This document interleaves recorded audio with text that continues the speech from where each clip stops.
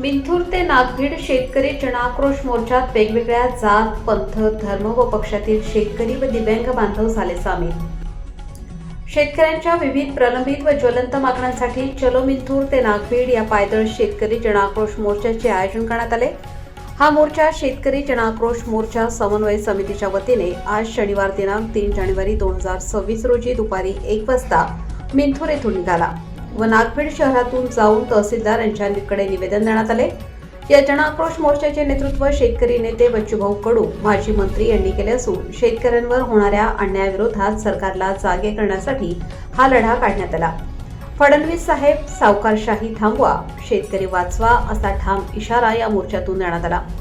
मोर्चाच्या माध्यमातून अन्यायग्रस्त शेतकरी रोशन कोळे यांच्यावर झालेल्या आर्थिक, शारीरिक व मानसिक छळास जबाबदार असलेल्या सावकारांवर तसेच मानवी अवयव तस्करीत सहभागी सर्वांवर कठोर कारवाई करावी अशी मागणी करण्यात आली आहे।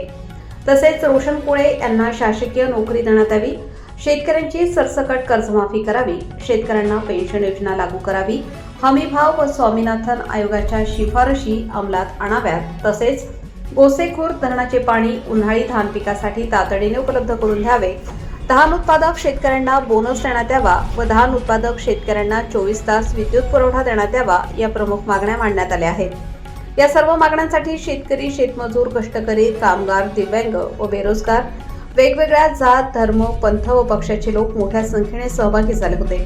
यात भंडारा, चंद्रपूर, गडचिरोली येथील शेतकरी सहभागी झाले होते। सह्याद्रीचा राखणदारसाठी प्रणय बांगरे, तळोधी।